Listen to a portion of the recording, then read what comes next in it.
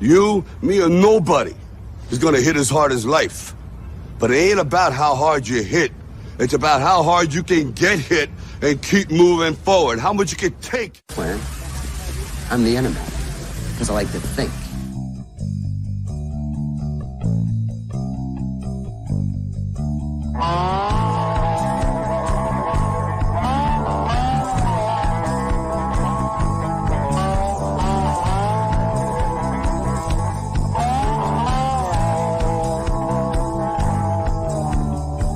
You can travel like a Bobby doll. You can hang out like a biker's mom. You fit in anywhere you go. Bring your own style just to steal the show. You shine so out when I'm slowing your set. Drink with a light, you drink and smoke on your bed. Love by all yourself, you know. You're always involved, you're the star of the show.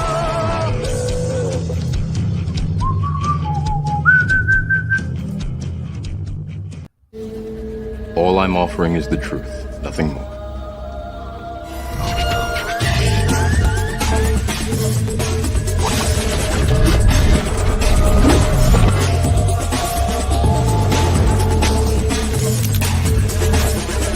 You're empty. So are you.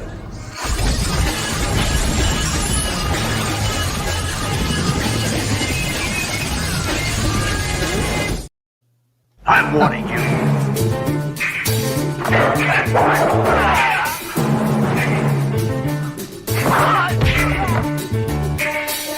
Next time it's gonna be glass. Russ, you savage. That's what you do on your vacation?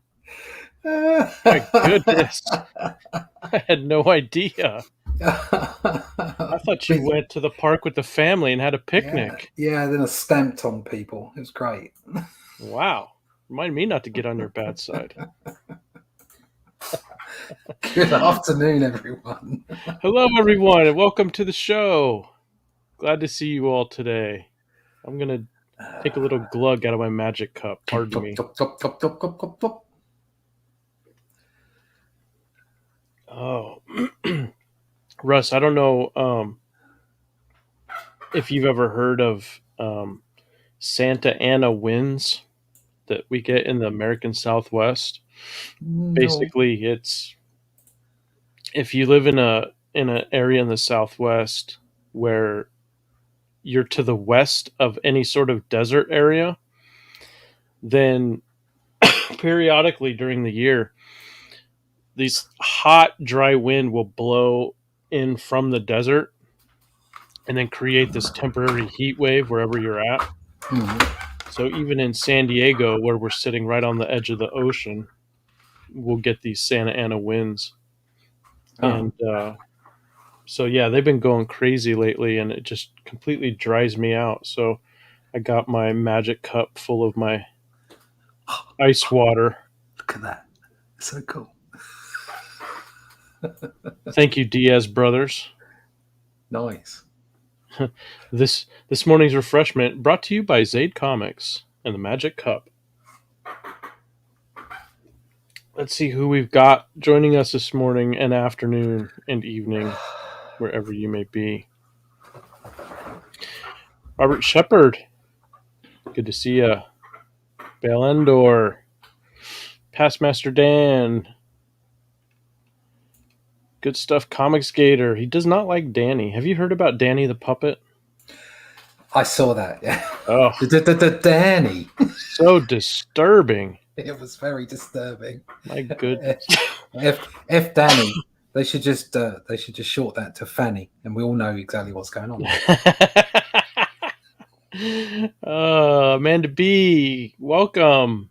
Thanks for joining us. Nefarious, thanks for stopping by. Have a great day.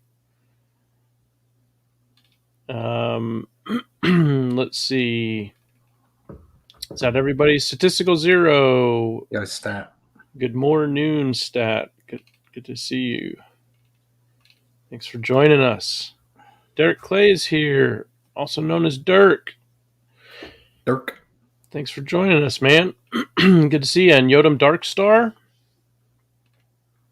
D Geek Art. Hello, Elizabeth. Okay, I think that's everybody. So, today's show is not going to be on the longer side of things. It's going to be on the shorter side of things. So we may go for an hour or so. Unfortunately, I've got a lot of other stuff I have to take care of today. Things have been crazy around here at Fulton Castle. This is good stuff. Hello. Thanks for joining. So the last few weeks have just been insane with family stuff I've had to take care of. And unfortunately, I had to postpone some other little projects that I was working on. Everything comics wise is going well. But man, the little COVID vacation I took, as represented by the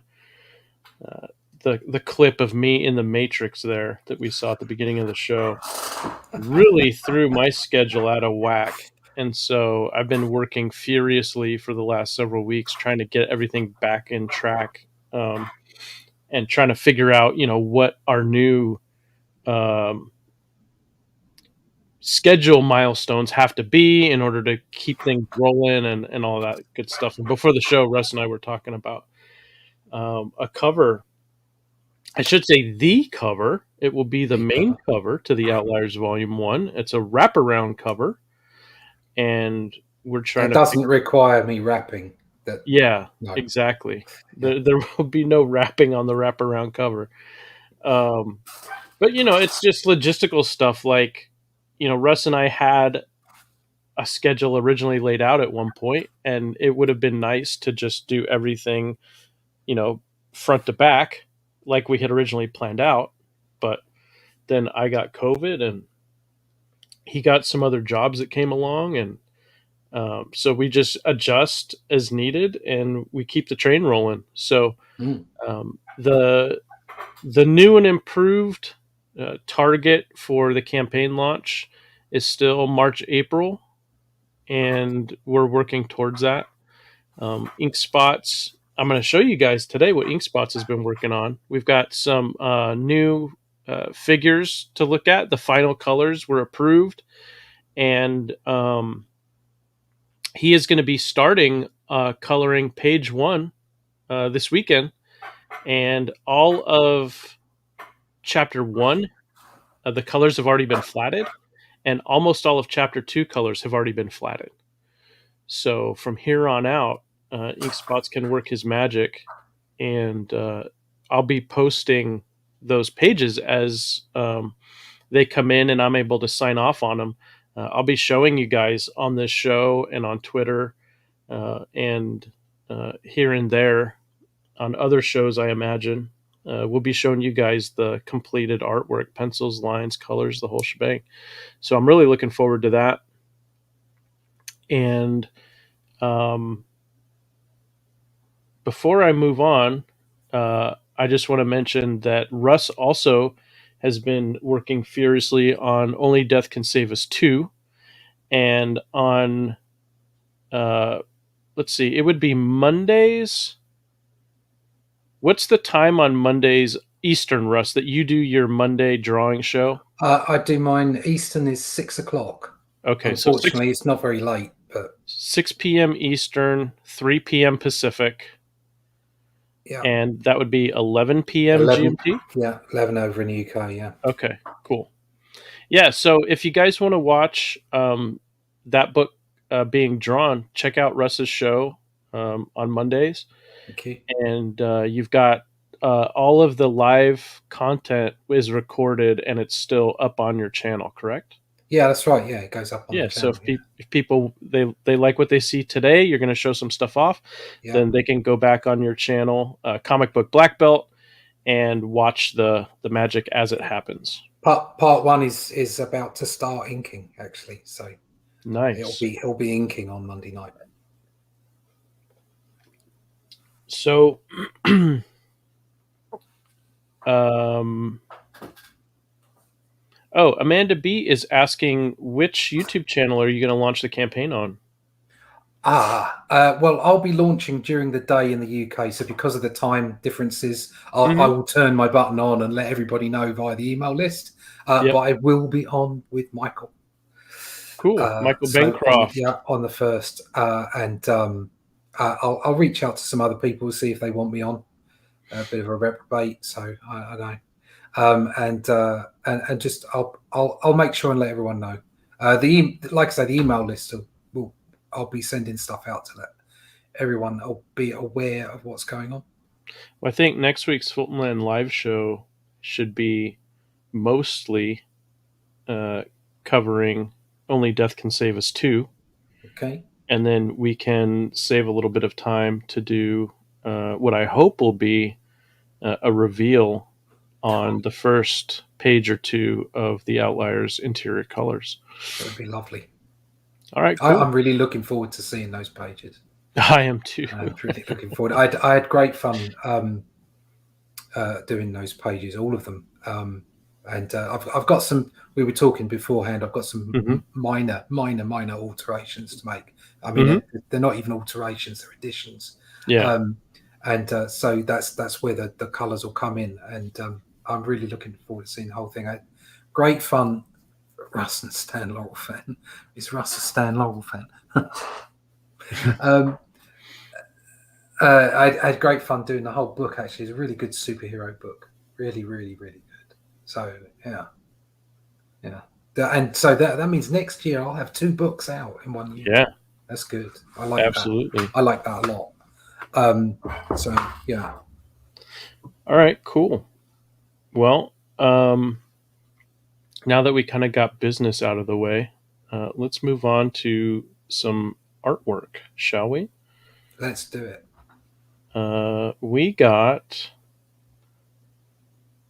a few new things to show, and then I'll show a few things that people have already seen kind of as a review, because now we've got the whole team together, plus their government supervisor, plus the antagonist from chapter 1. So here we've got the Saint, and in the middle you can see now that he's got a glow. And I was telling Russ before the show, before the show, that it was my own fault. I found out a much easier way to get this glow to happen than what we're actually having to do through my own lack of experience as a colorist. And so the way this works is that when the Saint, as long as he's conscious, his powers are active. And one of those is that his body creates this force field of an as yet unknown type of energy. We'll learn more about it as the story progresses. But basically, it's this energy field that makes him appear to be invincible. Now, he's not invincible, but people around him tend to think that he is, because he seems to be invulnerable to harm, physical, energy, temperature, you name it. He seems to be invulnerable to it. And the kind of the secondary aspect to this energy field is that it allows him to appear to have superhuman strength.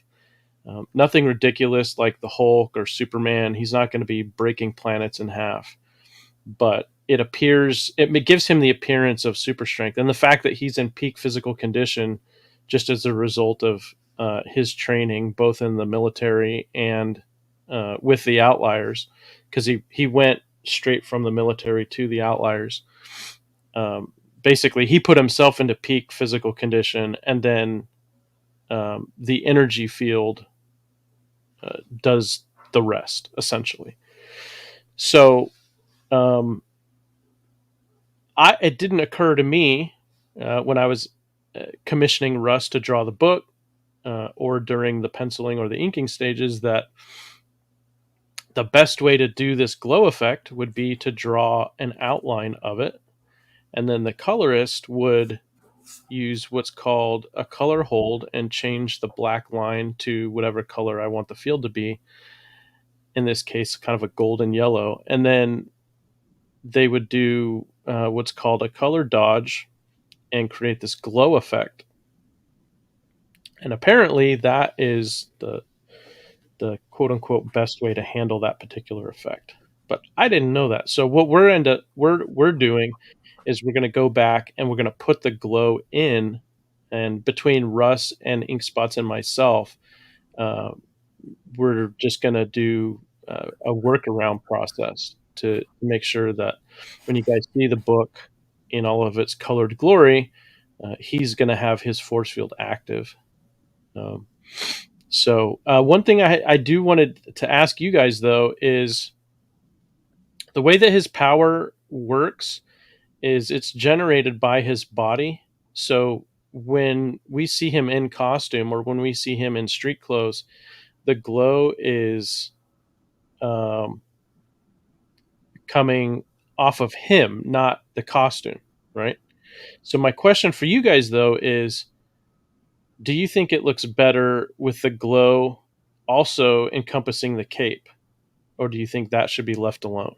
Because in this rendering here, there's no glow around the cape. And I guess I'll start with you, Russ. What do you think? I think it's right not to be on the cape. Yeah.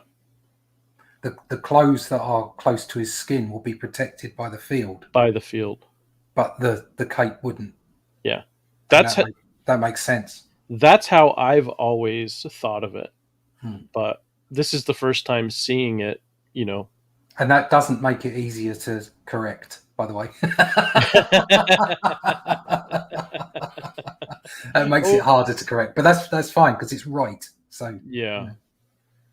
Yeah, because it would be easier to simply go around the outline of the cape. Yeah, just go around the whole thing. Yeah. Yeah. But no, that actually, in some ways, it also accentuates the fact that it isn't just some line around everything. It's around him.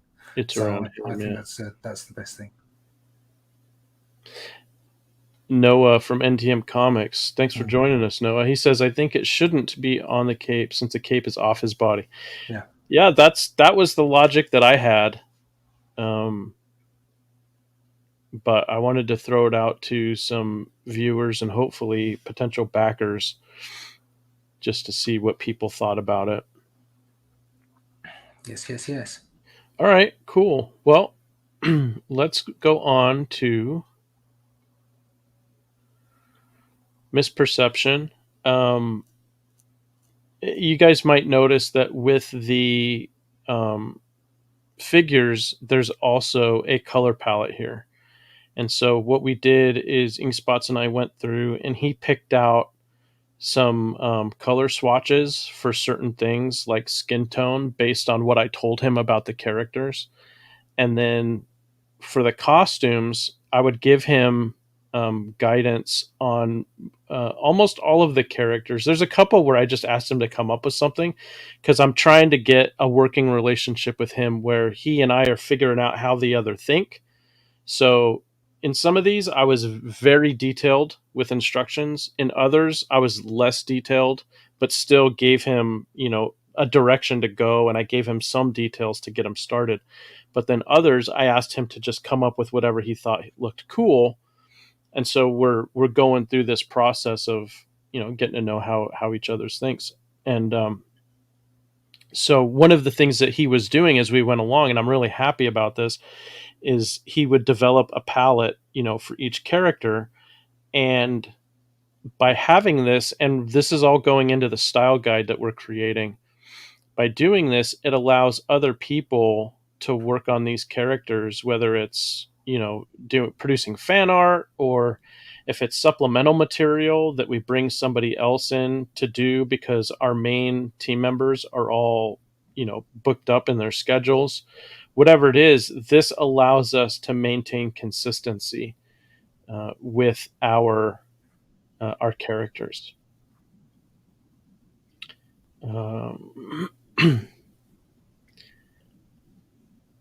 So let's see what you guys in the chat are saying.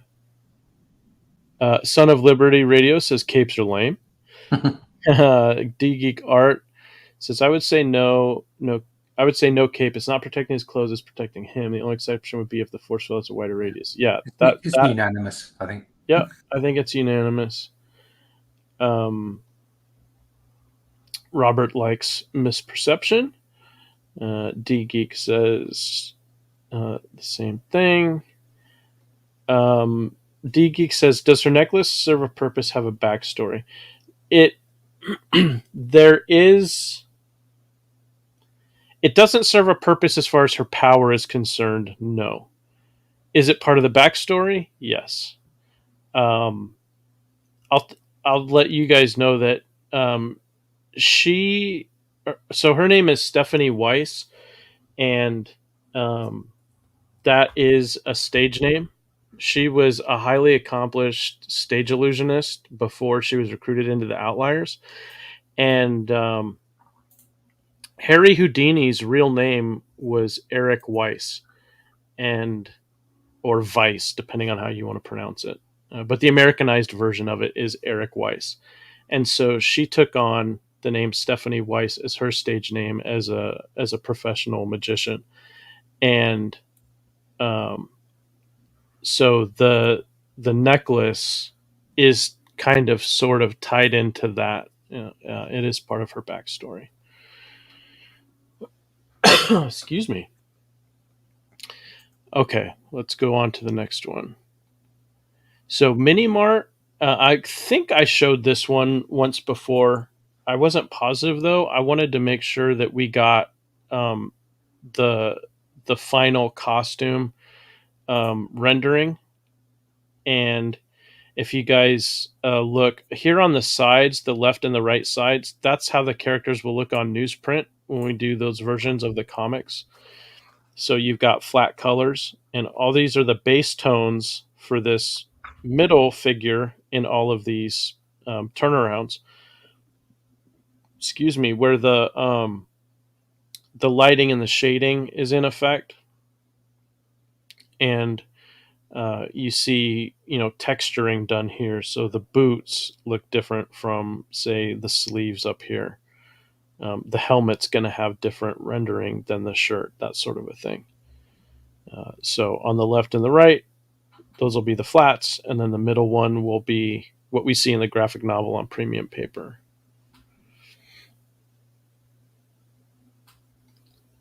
Robert says Harry Houdini died in Detroit. And Elizabeth says, cool, I love when there are little details that carry over into the story. Yeah, all of the characters have stuff like that. They've all got fully fleshed out origins. They had lives up until the point where we meet them. And they all are carrying a lot more into the story than what we can reveal in the first volume. So each chapter of each volume, and volume 1 has chapter 1, chapter 2, plus a backup story. Each chapter will reveal a little bit more about the characters. So each chapter is a self-contained story, beginning, middle, and end, but it will have plot lines and subplot lines that continue on to the next chapters. So here we've got Terrence Hightower, also known as High T, and he's inspired most directly by Fred Sanford from Sanford and Son, played by Red Fox, and then also George Jefferson from The Jeffersons, played by Sherman Hemsley. So that's how we got his look. He's basically still living in the 70s. As far as he's concerned, it's his world. You just live in it. And so he goes and buys vintage clothes whenever possible. And the Outlier Intelligence Agency that basically funds and directs the activities of the Outliers, they've been working on some material that can handle the stretching requirements for High T's transformations when he bulks up. And so in chapter 2, we're going to see a little example of that. But for now, in chapter 1, when he bulks up, his clothes take a beating. So he's usually very careful to take his hat off when he knows he's going to transform because he loves that hat, and it's very, very hard to find hats from the 70s in this style these days. So he takes good care of that hat. Looks really nice. Done a good job, hasn't he? Yeah, I like how he really picks up the different kind of peaks on the muscles, and you can really see where the lighting is hitting them. And then here is their government minder, Agent Maria Santos, paid by Department of Homeland Security, but on loan to the OIA. And she is the government liaison both between the team and their government sponsors, let's say, but then also between the team and the public. So the government really doesn't want the team interacting with the public very much because the government likes to control as much as possible. So they have a government babysitter that goes out with the team, everywhere they go. She does not have any superpowers.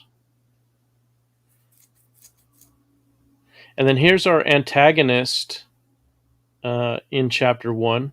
That's a bright shirt. Denis Vedmedenko. He's a Ukrainian illegal immigrant in the U.S., and he's shown up on the government's radar, and they see that he's in the North Woods of Maine, working as a lumberjack. They don't really or I should say logger. They don't like being called lumberjacks. It might have something to do with a Monty Python skit. I don't know. But anyway, he's working as a logger in the North Woods of Maine, and that's when he came up on the government's radar because he had to use some of his superhuman strength and agility, and people started talking. And what the government does not know, and what the Outliers find out on their first mission in the field, is that Dennis also has a little something extra. Can we do some production on the fly? What do you want to do? Can you zoom in on the middle figure? On the left-hand side there. Oh, sorry. Come out. Hang on. Whoa. Let me get this centered again. Sorry. It's all right. I'm working with too many windows here. On the left-hand side of the collar.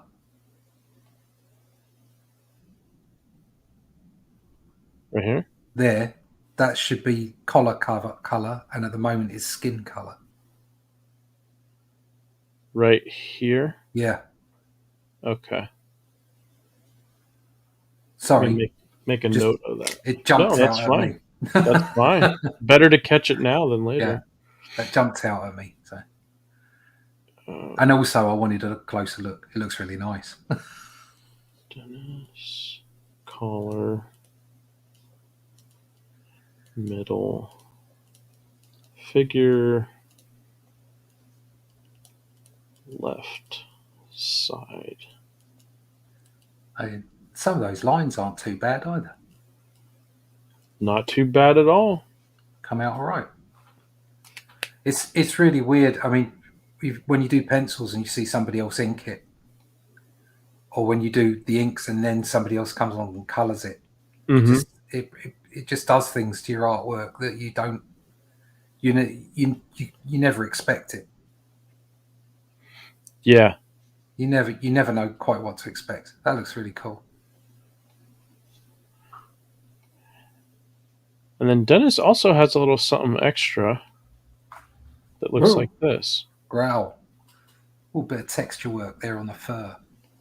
Yeah, so he's not pure brown bear. He's a bear-human hybrid.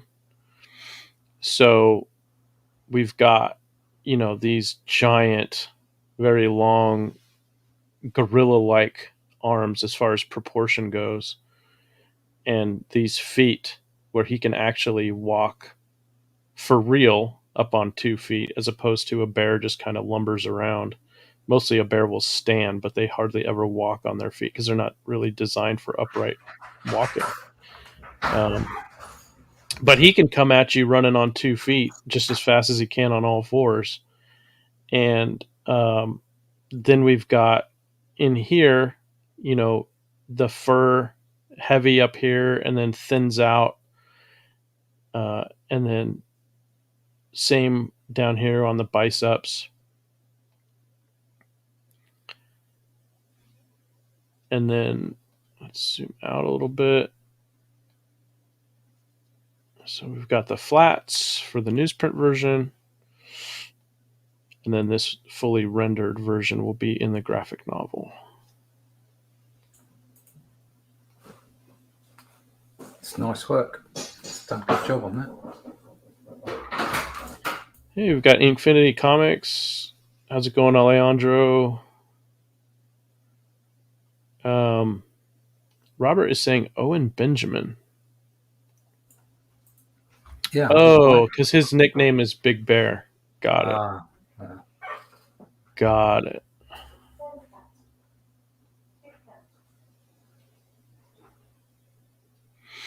So that's our chapter 1 cast of characters. In full. There are some more colors.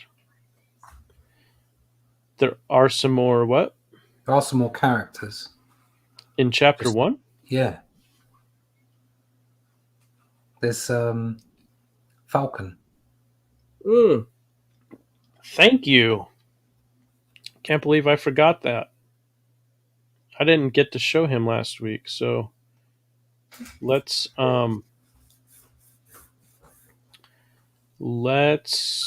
get him going here.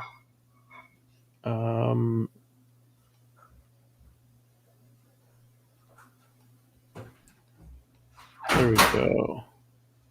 There we go. I mean, in between him and High T is my favorite character, actually. High T and Falcon.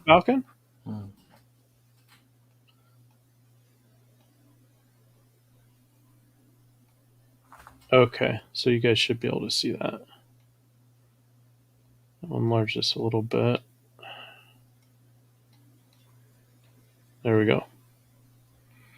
So this guy, the inspirations were somewhat Iron Man, somewhat Batman, but more so Bruce Wayne and Tony Stark. So this guy is a billionaire, but he's also self-made in the sense that he's extremely intelligent and accomplished apart from any inherited family wealth. So he's got all kinds of stuff that he has come up with on his own. He's got multiple companies.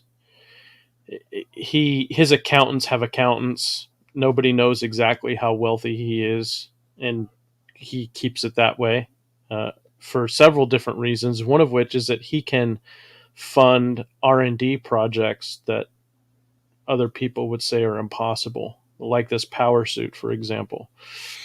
So his real name is James Edgerton, and he's another example of somebody who does not have superhuman powers, much like Maria Santos.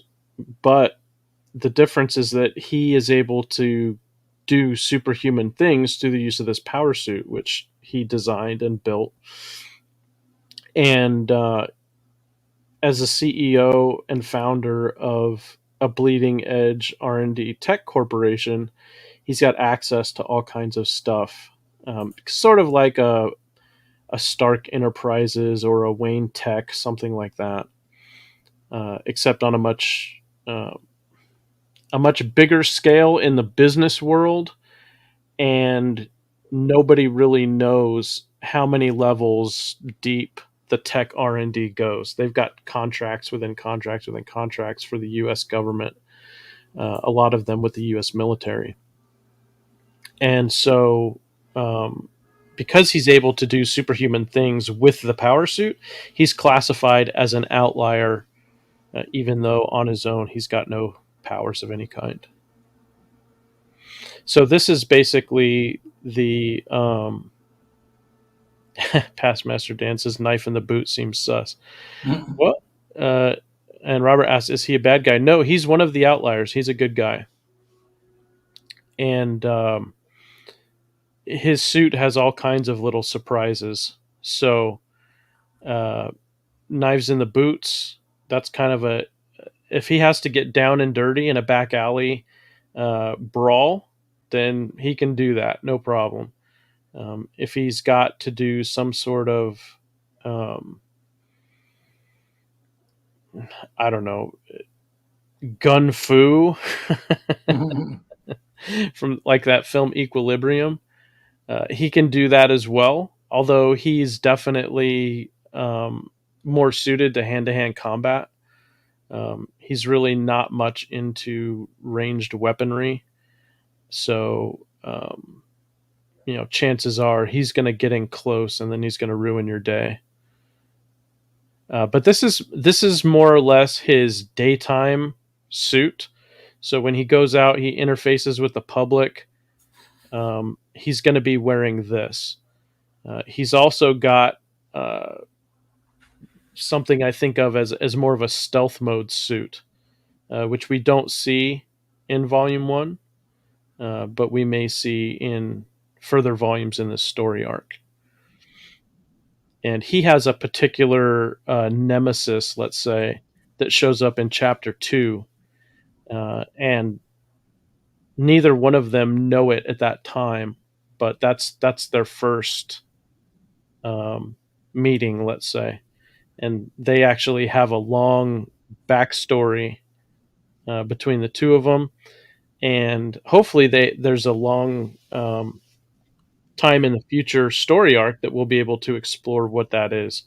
If you want to think of like Superman Lex Luthor, or Batman and the Joker, or Spider-Man and the Green Goblin, it's that sort of a thing where there's a quote-unquote professional rivalry as far as heroes and villains are concerned, but there's also a very personal one that relates to Edgerton's tech ventures and what he's been up to.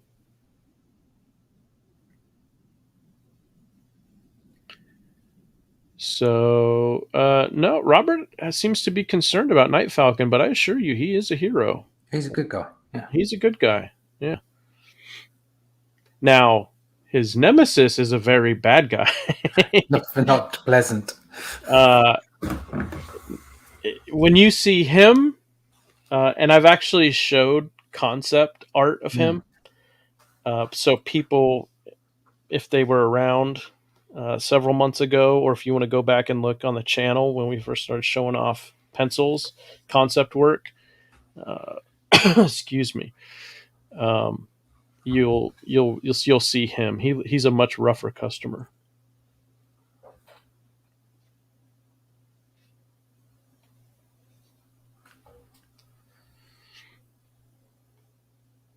That's about it as far as the Outliers artwork is concerned. Russ, you got some stuff from Only Death that you'd like to show? Yeah, I can show some bits. Where are we? Here we go.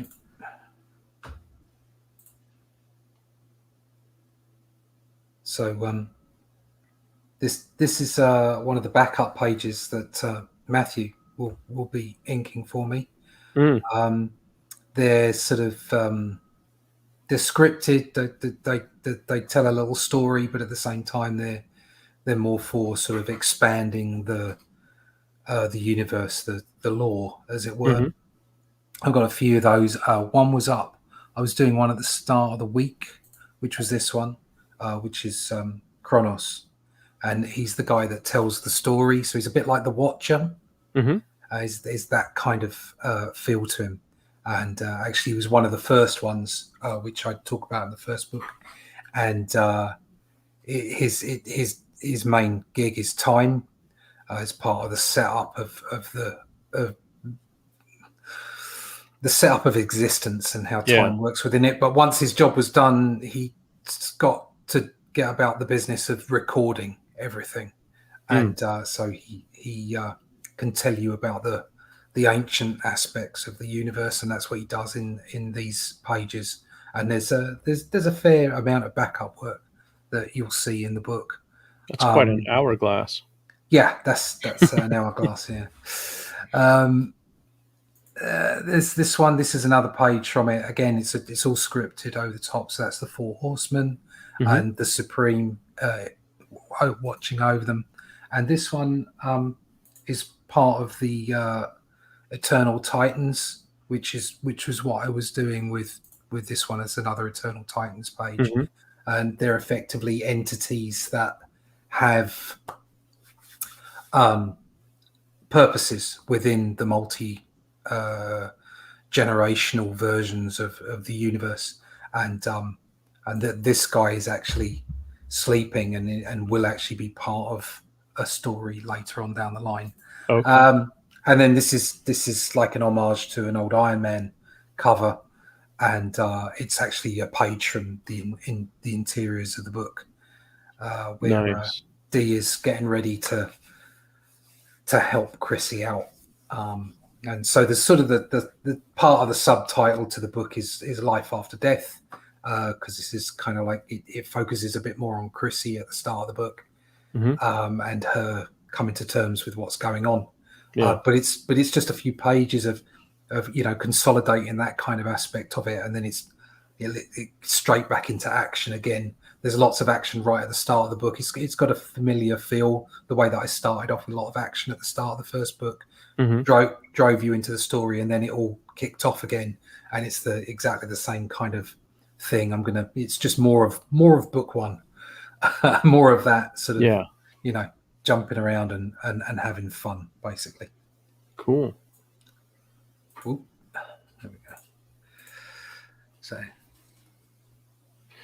it's looking good, man. It's coming on. I'm very pleased. Thank you, Stat.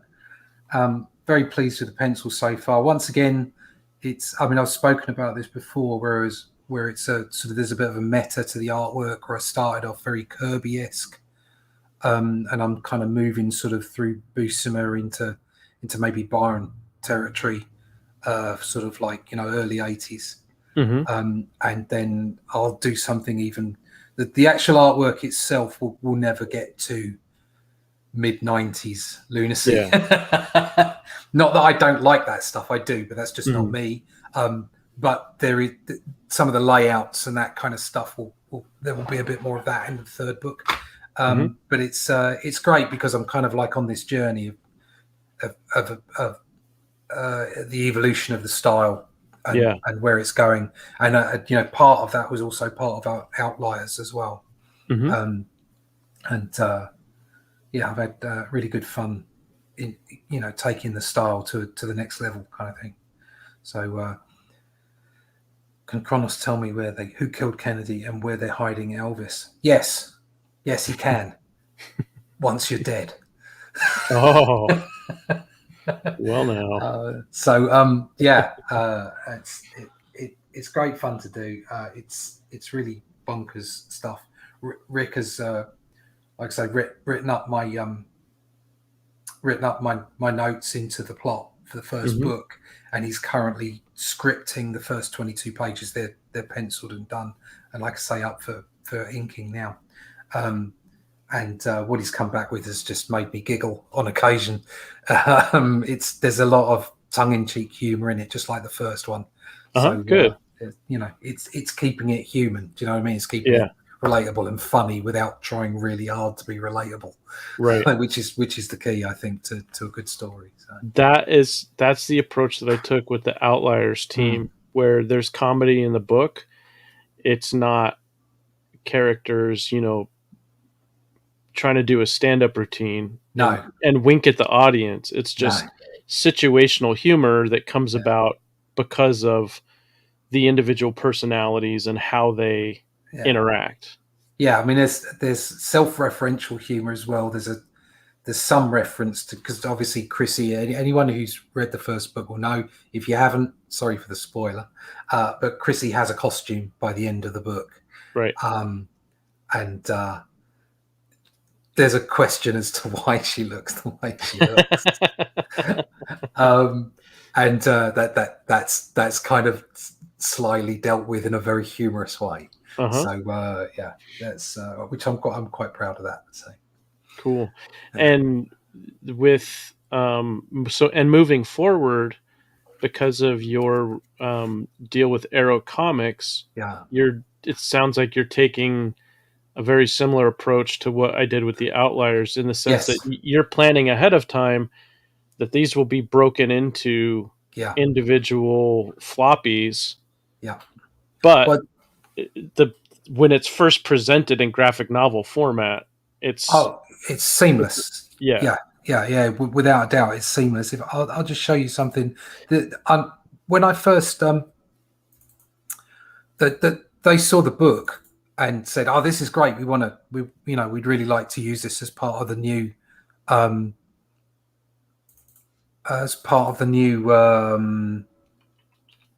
range of books that we're doing." And in order for me to do that, I had to add a couple of extra pages in to make the page count work. And so what I'll be doing is I'll be bringing those pages, which are what you're seeing here.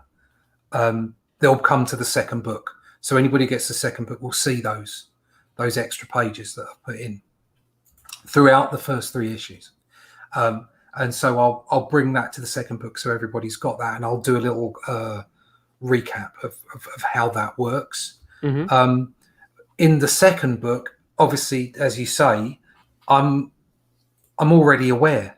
I already know that it's going to be broken down, and so I've done the extra pages. So this time the story is going to be 66 pages rather than 60 pages, and that's 22 pages per issue. Plus, you get somewhere between 6 and 8 additional pages every issue, which is the backup stuff that I'm talking about.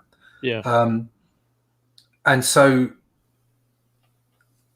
what I'm doing is actually the production of this book is produced over a 6-month period where I produce 3 issues. But because, as you say, it's all worked out up front, it's all seamless. So when you actually get the book, it will be a seamless 66 pages of story, and they'll be broken down into those 3 parts. And they won't be available, obviously, until after the book is out to the backers. So the backers will get their graphic novel in hand, and then at some point after that, the single issues get published through Arrow. It won't be that long after, but obviously the important thing is that the book itself is that's the way I wanted it to be presented. I wanted it to. I want there to be like graphic novels. I wanted them to be a set of graphic novels. So them being broken up into floppies is great, and it's great for them to get out to a bigger audience. Of course, everybody wants that. But the way you want to present it to people is through that graphic novel. So the backers get the thing that I wanted to create. The backers get the best version of it, if you like. It's printed the way I want it to be printed. It's presented the way it can only be presented in a graphic novel format. And so and of course with campaigns, you get extra stuff that obviously those people that backed me the first time, they'll get the Preston Acevedo print. The first 200 backers also get the Ink Spots print. So you get those extra things when you come to the campaign and you back the book. And that's what it should be. It should be like a VIP production. But that doesn't mean that you shouldn't try and get it out to as many people as possible. Of course you should. That's the idea, you know. And if those people go away and buy the floppies and think, well, do you know what? I'm going to continue buying the floppies, but I'm going to come back round and get one of the books from the campaign as well because I like the way it's presented. Then that's brilliant. That's great. So you've got, you know, customers on both sides. You've got readers on both sides. Looking forward to seeing how that works. So I asked the chat what they would like to see in these stories. whether Only Death or the Outliers, characters they'd like to see or character types. What would they like to see in the campaigns? Um, when it comes to how your first campaign went, good, bad, challenging, easy, the whole thing. What would you like to see in your second campaign as a result of having gone through the process? Oh, Obviously, I'm not asking you to give away any secret business stuff, but if there was something that you wish you would have known before the first one, but now that you know it, you can apply it to the second one. So you'd like to see, this or that as a result of stuff that you learned, or is it too early to say at this point? yeah, it's a really hard question. That's probably got to be the hardest question I've had since I Oh, you're started welcome. doing this. That's all right. I don't know because obviously if you answer like, well, no, I've then people say, well, you've learned everything, because of course I haven't. Of course I haven't learned everything. Yeah. I think just being, I think just literally having the experience of the first time round makes Mhm. you ready for the second time round. Not ready, but more prepared for that Yeah. second time round.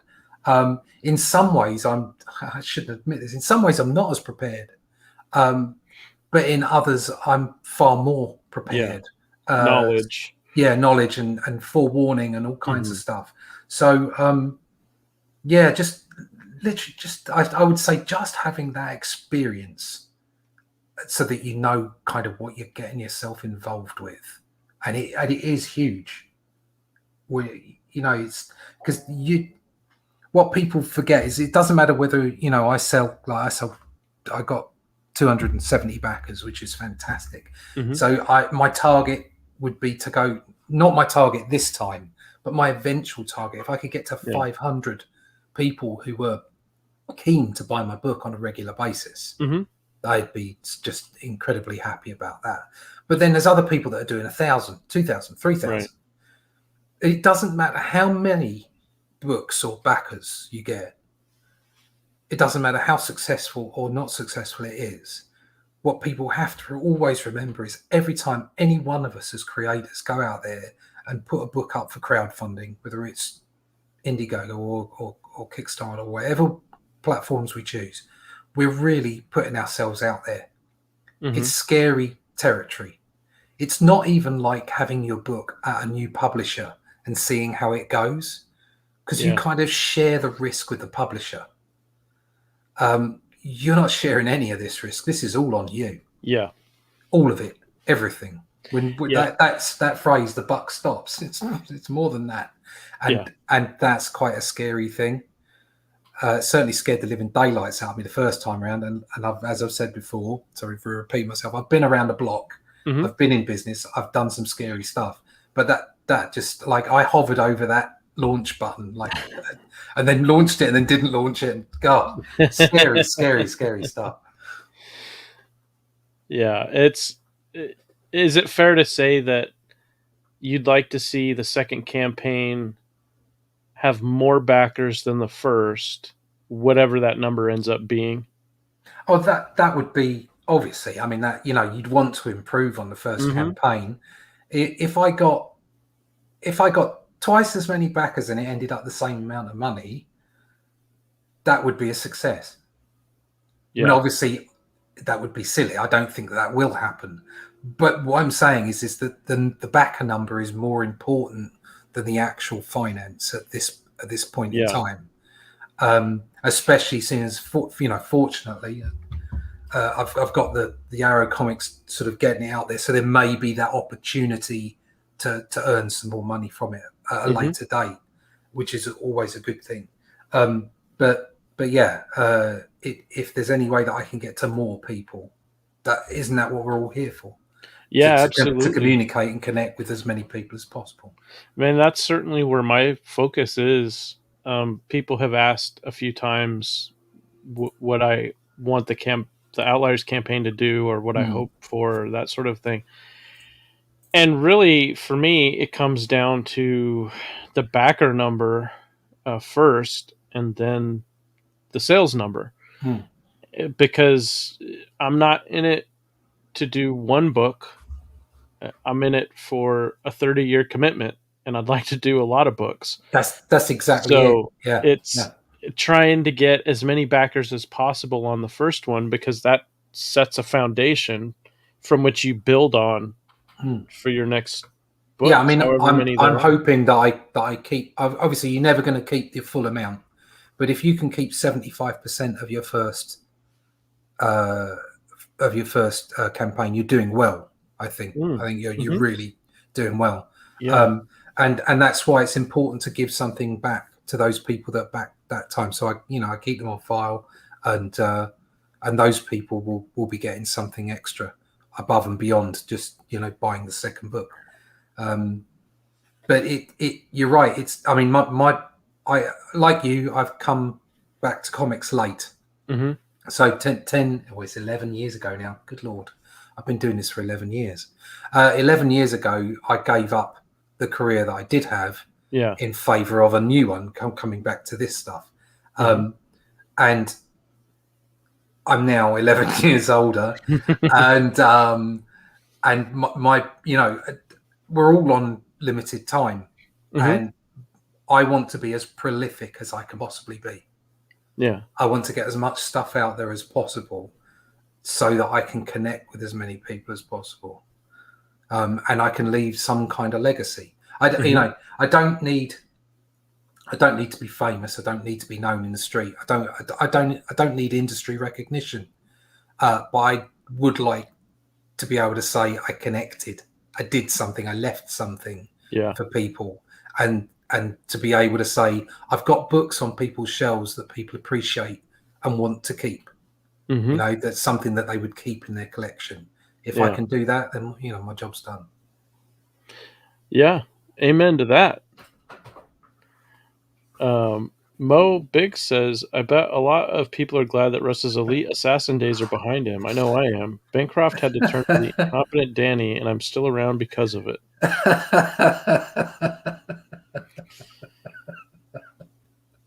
Yeah, I don't do that anymore. Well, everyone, that's our show for today. Thank you so much for joining us. We appreciate you being here. We know you could be doing anything else right now. So, thank you. Next week, before I get to next week, let's say that October 1st is when Only Death Can Save Us 2 will launch. And you will be on the Michael Bancroft show on the 1st. I will be, and then we'll be covering the campaign on this show as well next Thursday morning or afternoon, depending on where you're at. Just thank you, Stat. All right. Thanks, everybody. Thanks, a great day. Yeah. Be good. Don't let authority stop you from doing what you love. You are in control.